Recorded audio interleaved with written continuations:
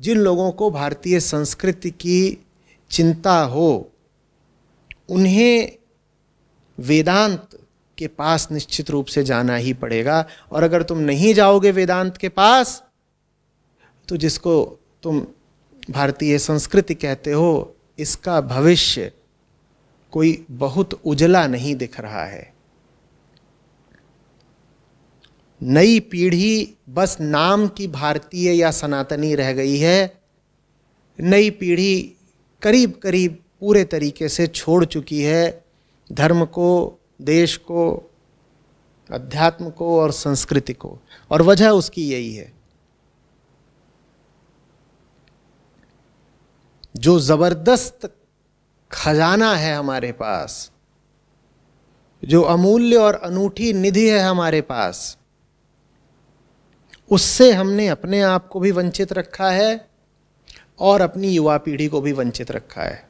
भारतीय संस्कृति पर भारतीयों को गौरव तब तक नहीं होगा जब तक वो अपनी संस्कृति के अर्थ को खोलने वाली कुंजी का प्रयोग सीख नहीं लेते।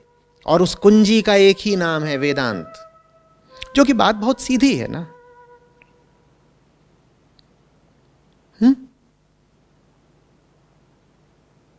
मुक्तका उपनिषद है, उसमें राम ही कह रहे हैं कि एक उपनिषद को कोई पढ़ ले वो तर जाएगा। अच्छा, एक में काम नहीं होता तो चलो जो 10 या 11 प्रमुख उपनिषद हैं उनको पढ़ लो। अच्छा, उनसे भी काम नहीं होता तो लो मैं सूची दे देता हूं 108 उपनिषदों की, इनको पढ़ लो। हर वो व्यक्ति जिसे भारत से प्रेम हो, हर वो व्यक्ति जो भारतीय संस्कृति की दुर्दशा देखकर दुखी हो, उसे वेदांत की ओर जाना ही होगा। कोई वजह होगी ना कि भारतीय संस्कृति को वैदिक संस्कृति कहा गया, कोई वजह तो होगी। और भूलिएगा नहीं कि वेदांत में ही जो दर्शन है उसी दर्शन से समस्त भारतीय अध्यात्म, धर्म और संस्कृति प्रस्फुटित हुए हैं। वास्तव में भारत से धर्म की जितनी भी शाखाएं फूटी हैं, आप उनमें से अगर किसी को भी गहराई से समझना चाहते हैं तो आपको वेदांत पता होना चाहिए। एक बार आपने उपनिषदों को पढ़ लिया, उसके बाद आपकी अपने धर्म में और अपनी संस्कृति में आस्था जगेगी और गौरव उठेगा। उसके बाद ये जितने आते हैं वोक लोग और तथाकथित लिबरल भी और वामपंथी भी और बुद्धिजीवी भी, जिनका जीवन यापन ही इस अभियोग पर होता है कि भारत पिछड़ा हुआ है, भारत का विचार पिछड़ा हुआ है, भारत की संस्कृति पिछड़ी हुई है, भारत का धर्म व्यर्थ है, इन लोगों को आप करारा जवाब दे पाएंगे। और हो सकता है आपका मन भी ना करे इनको बहुत जवाब वगैरह देने का, मूर्खों के मुंह कौन लगना चाहता है।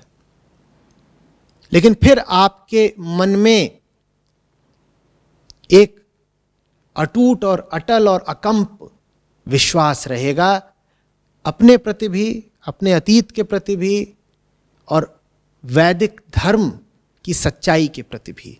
अति संक्षिप्त ग्रंथ हैं उपनिषद और भारतीय दर्शन का मुकुट हैं, शीर्ष हैं, ताज हैं।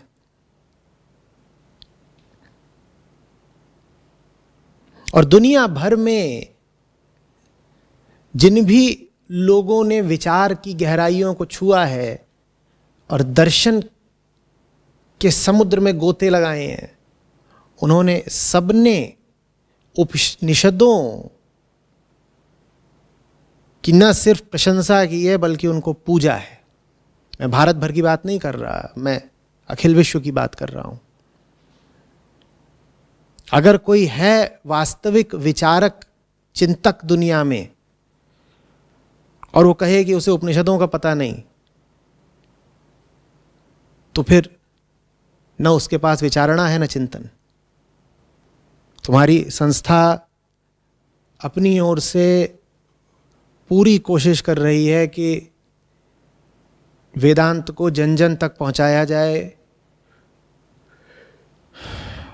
उसी से अध्यात्म है और फिर उसी से संस्कृति है और फिर उसी से भारत का भविष्य भी है।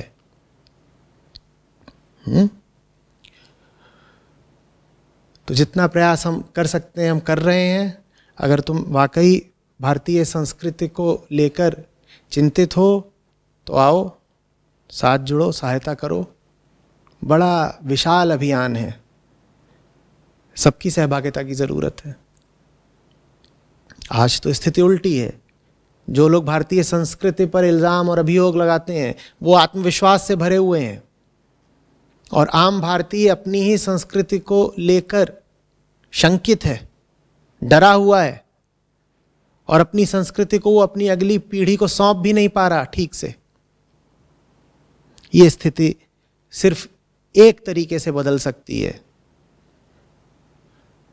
चलो उपनिषदों की ओर।